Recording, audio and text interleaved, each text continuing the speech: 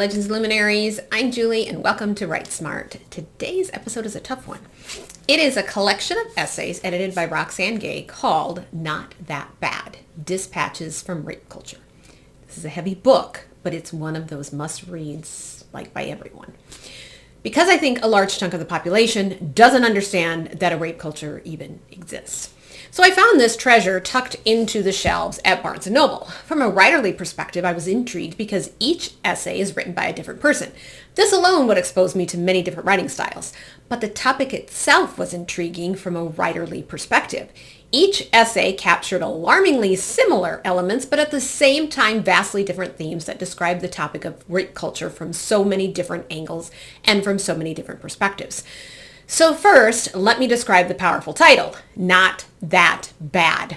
So I'm revising what I had written about an attempted rape that happened to me when I was in college. And when I called my mother, the first thing I said was, I have something bad to tell you, but I'm okay. It could have been worse. Why did I phrase it like that? So many of these essays describe this idea. It wasn't that bad. You weren't murdered, but it's not okay. Is it really bad? And why does society we live in minimize sexual violence? Not That Bad explores a plethora of topics, being catcalled and complimented on our looks and how it's not always a compliment, but more like a threat, the blame we put on ourselves and the blame other women place upon us to explain why the rape happened, the confusing and toxic relationships that we don't get out of soon enough, scorekeeping amongst girls, how so many men abuse the power positions they are in, even how we're taught to say no and that no means no, but that's not how it's interpreted as. So there's a little bit of everything in the book, and what is sad is it could have been twice as long and still not covered all aspects of rape culture. Each essay supplied yet another nugget of information, whether it's from the legal perspective, the global perspective, the victim versus survival perspective. Each essay was written so uniquely, some using time as a structural construct, some lists. The last one even sets up this kind of because framework. Many of them are difficult to read. This was not the kind of book that you curl up with and read it for an hour. To digest one essay at a time was more than enough. So I have to share a piece about Little House on the Prairie. So I adore Little House on the Prairie, and I love the book or the movie or the TV show more than the books. And don't shake your head at me because you realize that the books aren't completely true either, right? So if you know Little House, you know the two-part episode Sylvia. It's emblazoned on your brain, as it was for every single child who watched in horror those two episodes, and we all suffered nightmares about that horrific mask. Started reading Elizabeth Fairfield Stokes' piece entitled Reaping What Rape Culture Sows, live from the killing fields of growing up female in America. So let me read you a part of this.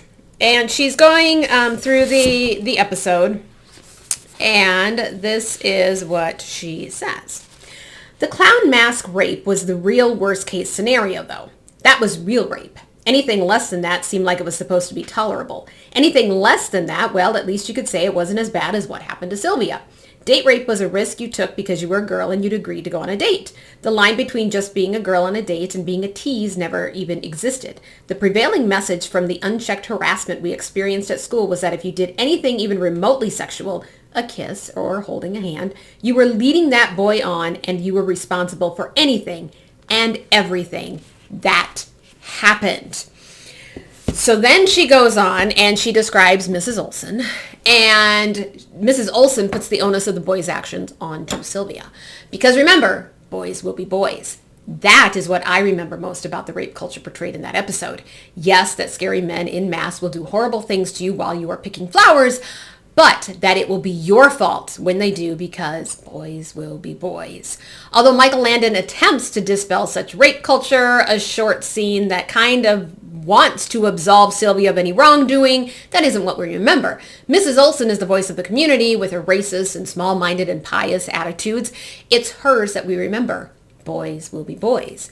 I know the impact pop culture has on children. I'm writing a whole book about its influence on my childhood and adolescence, so reading Stokes' critical analysis of that Little House episode was one more piece to the puzzle of rape culture, what it teaches young girls.